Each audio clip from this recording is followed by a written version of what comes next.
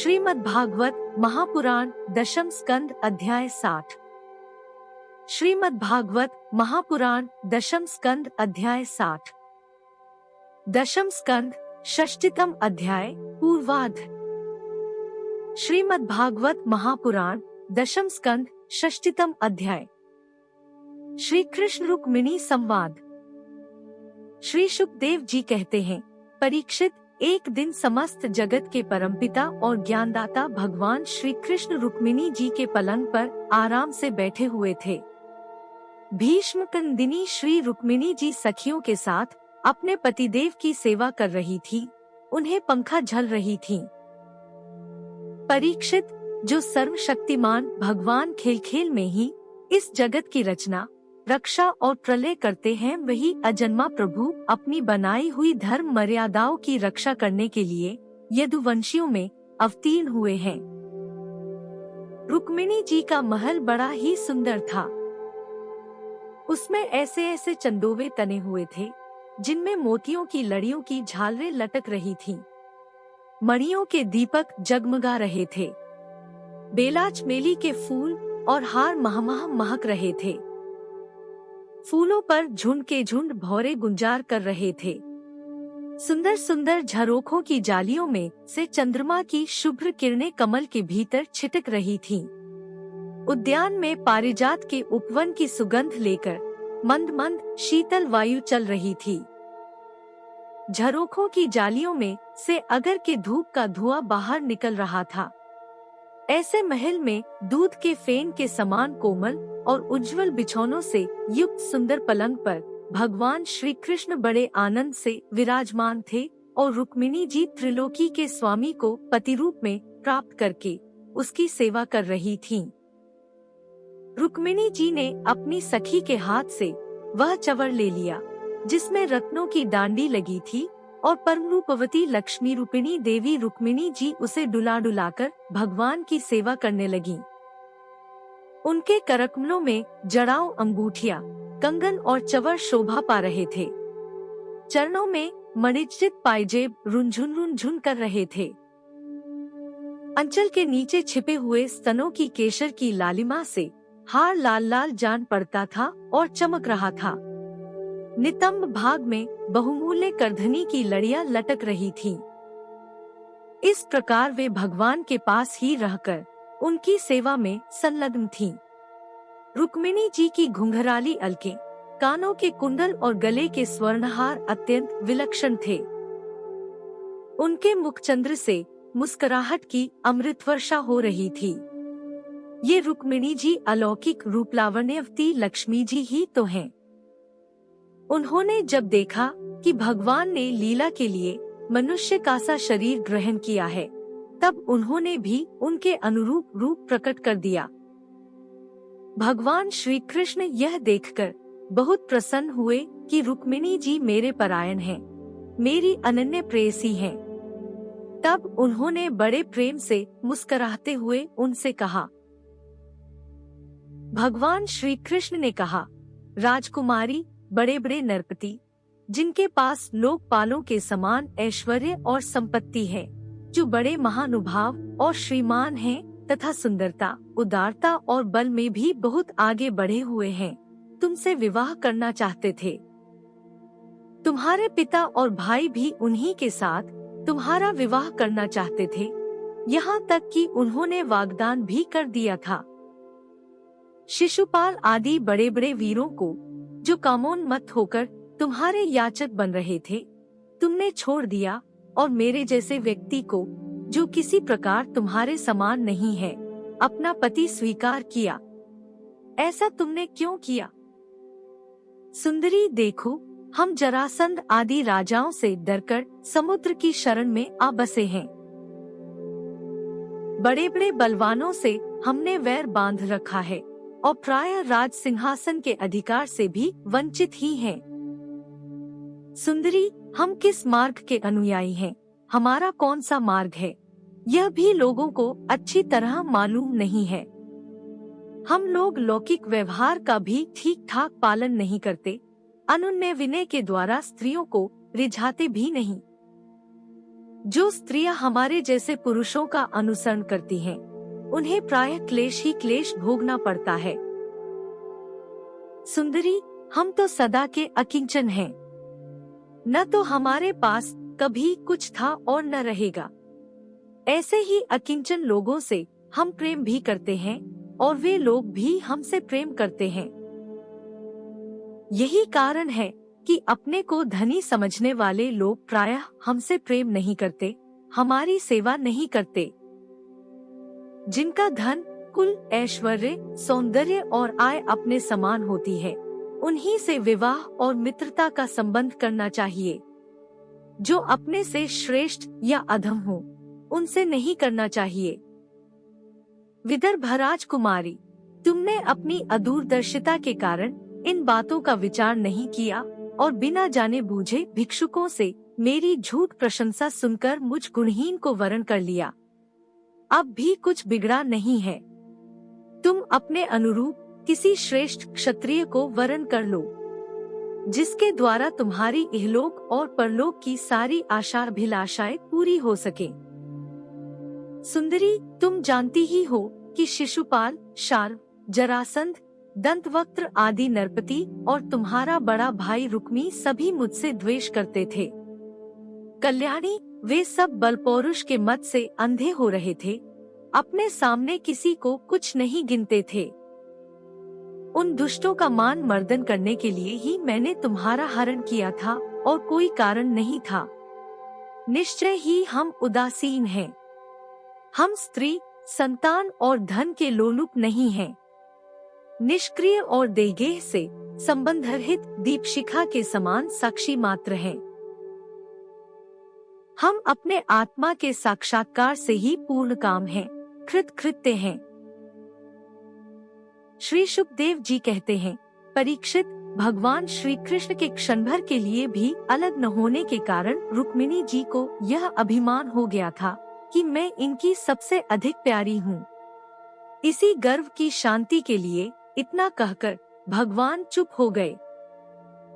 परीक्षित, जब रुक्मिणी जी ने अपने परम प्रियतम पति त्रिलोकेश्वर भगवान की यह अप्रिय वाणी सुनी, जो पहले कभी नहीं सुनी थी, तब वे अत्यंत भयभीत हो गईं। उनका हृदय धड़कने लगा। वे रोते रोते चिंता के अगाध समुद्र में डूबने उतराने लगीं। वे अपने कमल के समान कोमल और नखों की लालिमा से कुछ कुछ लाल प्रतीत होने वाले चरणों से धरती कुरेदने लगी। अंजन से मिले हुए काले काले आंसू केशर से रंगे हुए वक्षस्थल को धोने लगे। मुंह नीचे को लटक गया। अत्यंत दुहक के कारण उनकी वाणी रुक गई और वे ठिठकी सी रह गईं। अत्यंत व्यथा, भय और शोक के कारण विचार शक्ति लुप्त हो गई। वियोग की संभावना से वे तक्षण इतनी दुबली हो गईं कि उनकी कलाई का कंगन तक खिसक गया। हाथ का चवर गिर पड़ा। बुद्धि की विकलता के कारण वे एकाएक अचेत हो गईं। केश बिखर गए और वे वायुवेग से उखड़े हुए केले के खंभे की तरह धरती पर गिर पड़ी। भगवान श्री कृष्ण ने देखा कि मेरी प्रेयसी रुक्मिणी जी हास्य विनोद की गंभीरता नहीं समझ रही हैं और प्रेम पाश की दृढ़ता के कारण उनकी यह दशा हो रही है। स्वभाव से ही परम कारुणिक भगवान श्री कृष्ण का हृदय उनके प्रति करुणा से भर गया। चार भुजाओं वाले वे भगवान उसी समय पलंग से उतर पड़े और रुक्मिणी जी को उठा लिया तथा उनके खुले हुए केशपाशों को बांधकर अपने शीतल करकमलों से उनका मुंह पोंछ दिया। भगवान ने उनके नेत्रों के आंसू और शोक के आंसुओं से भीगे हुए स्तनों को पोंछकर अपने प्रति अनन्य प्रेम भाव रखने वाली उन सती रुक्मिणी जी को बाहों में भरकर छाती से लगा लिया। भगवान श्री कृष्ण समझाने बुझाने में बड़े कुशल और अपने प्रेमी भक्तों के एकमात्र आश्रय हैं।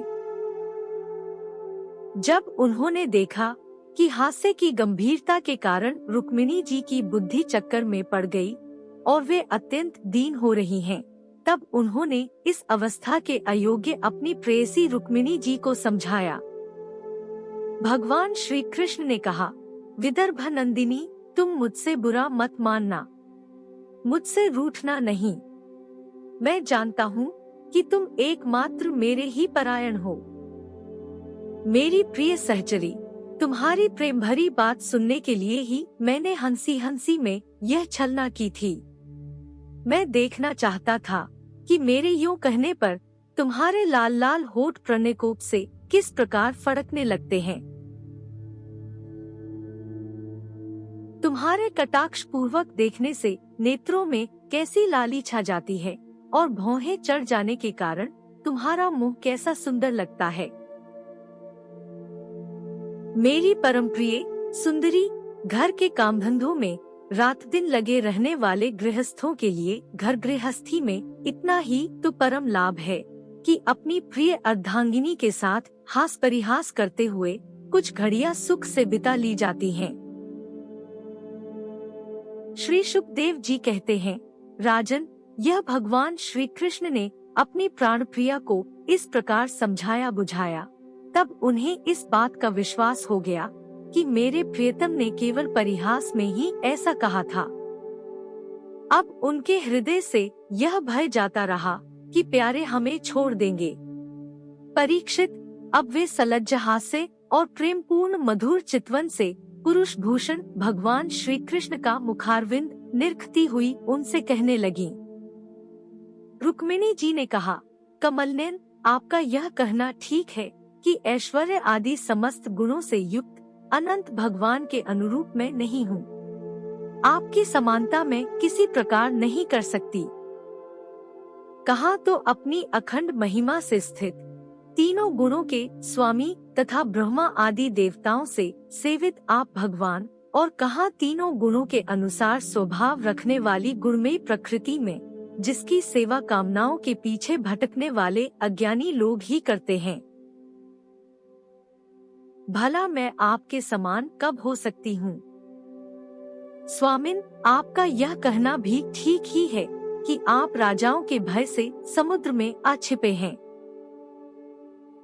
परंतु राजा शब्द का अर्थ पृथ्वी के राजा नहीं, तीनों गुणरूप राजा हैं।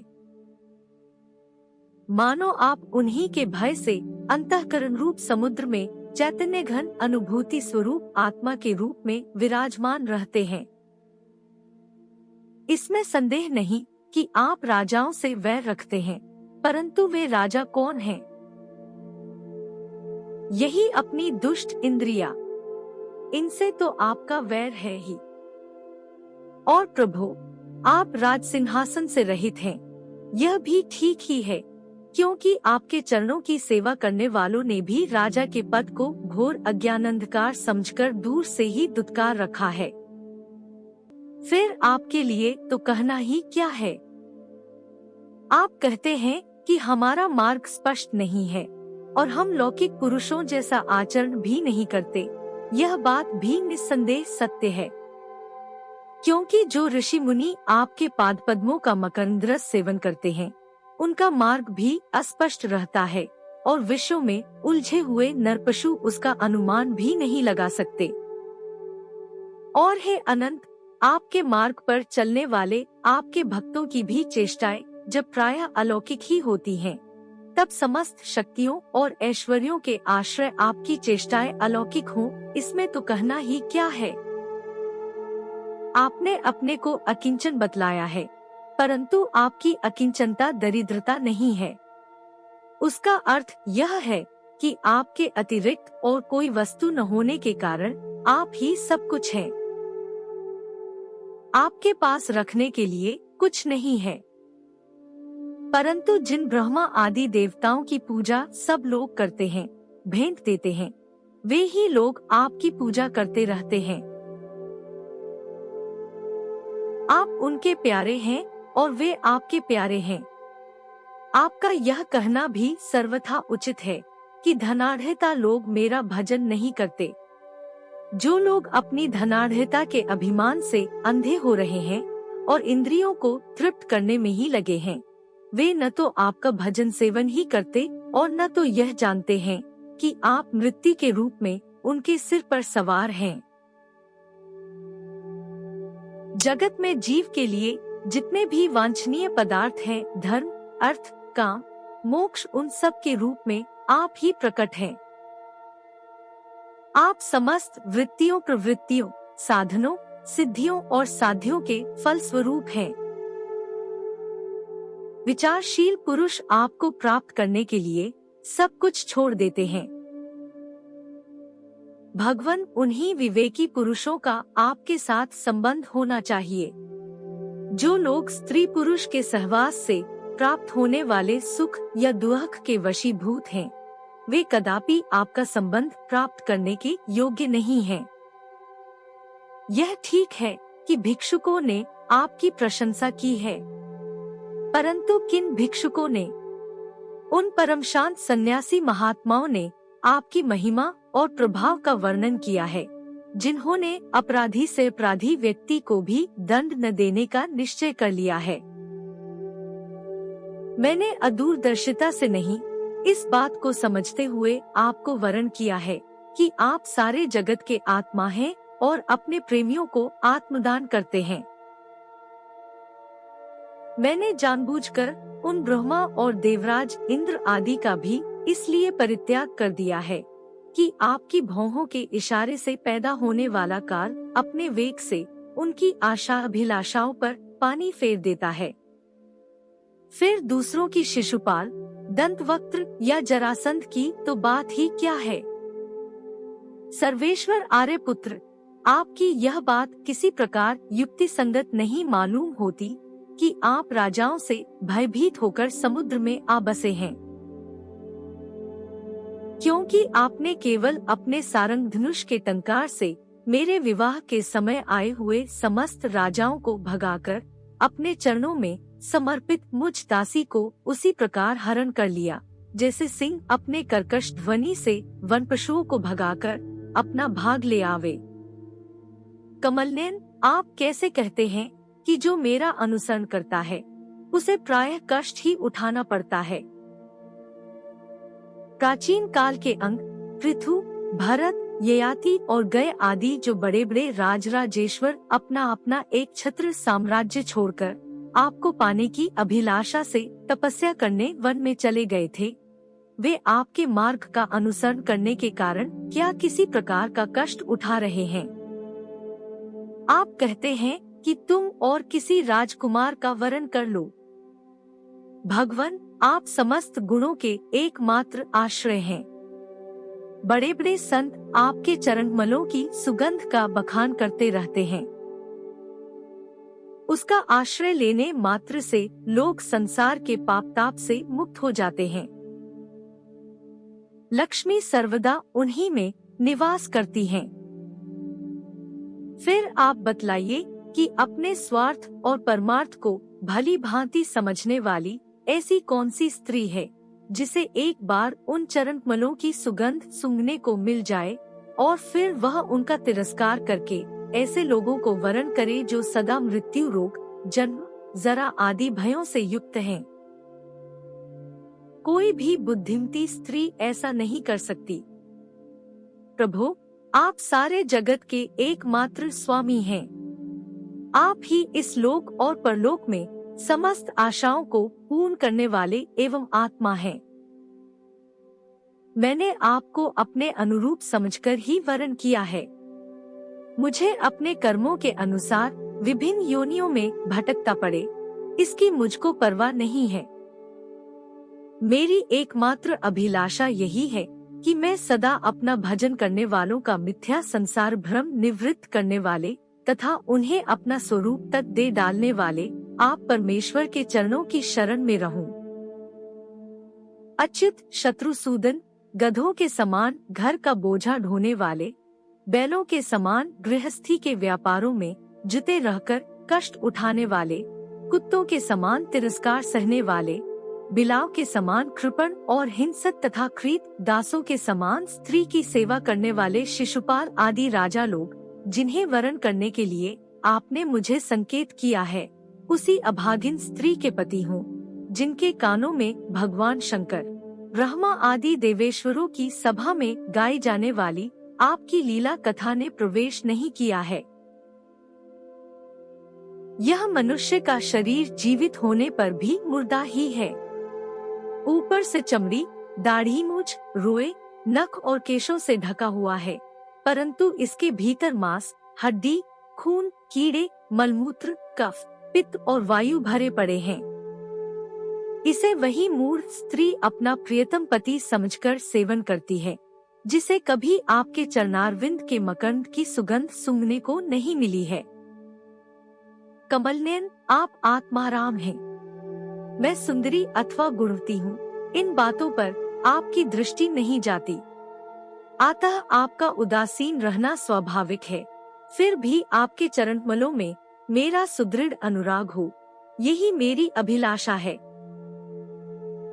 जब आप इस संसार की अभिवृद्धि के लिए उत्कट रजोगुण स्वीकार करके मेरी ओर देखते हैं, तब वह भी आपका परम अनुग्रह ही है। मधुसूदन, आपने कहा कि किसी अनुरूप वर को वरण कर लो। मैं आपकी इस बात को भी झूठ नहीं मानती, क्योंकि कभी कभी एक पुरुष के द्वारा जीती जाने पर भी कशिनरेश की कन्या अम्बा के समान किसी किसी की दूसरे पुरुष में भी प्रीति रहती है। कुलता स्त्री का मन तो विवाह हो जाने पर भी नए नए पुरुषों की ओर खींचता रहता है। बुद्धिमान पुरुष को चाहिए कि वह ऐसी कुलता स्त्री को अपने पास न रखे।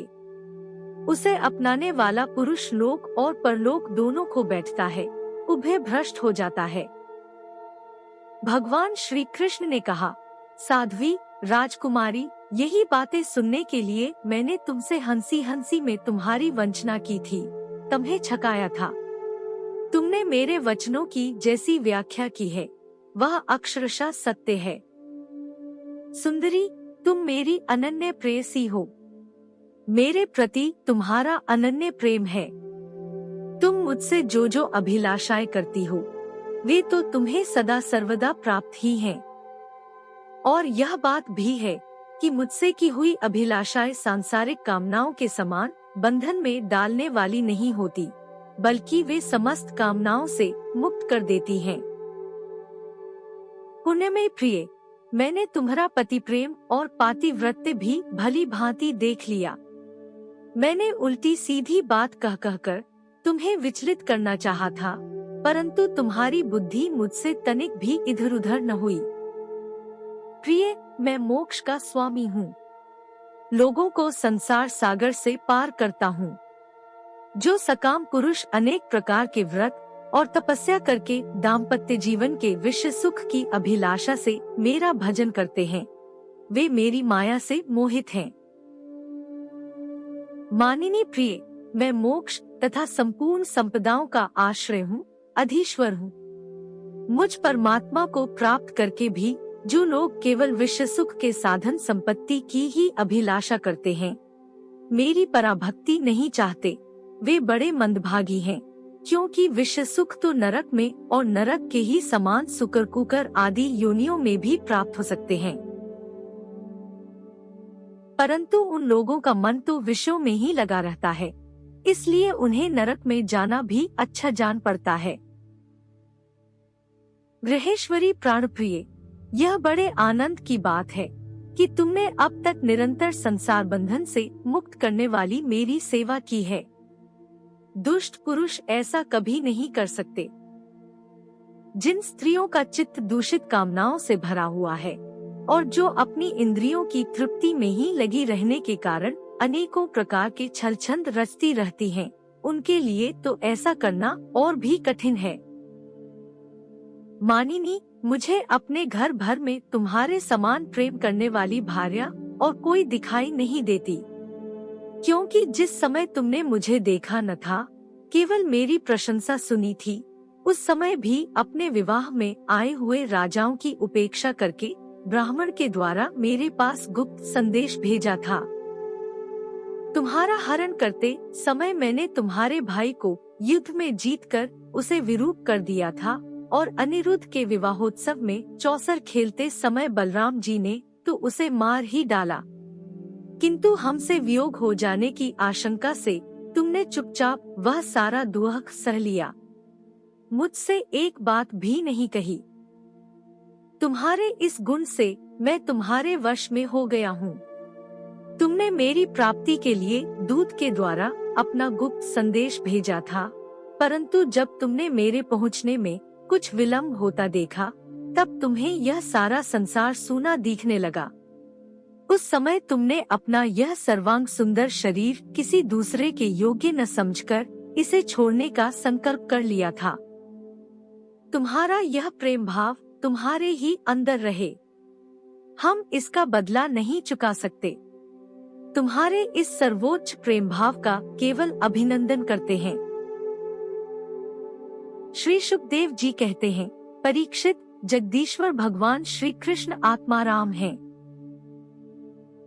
वे जब मनुष्यों की सी लीला कर रहे हैं, तब उसमें दाम्पत्य प्रेम को बढ़ाने वाले विनोद भरे वार्तालाप भी करते हैं और इस प्रकार लक्ष्मी रूपिणी रुक्मिणी जी के साथ विहार करते हैं।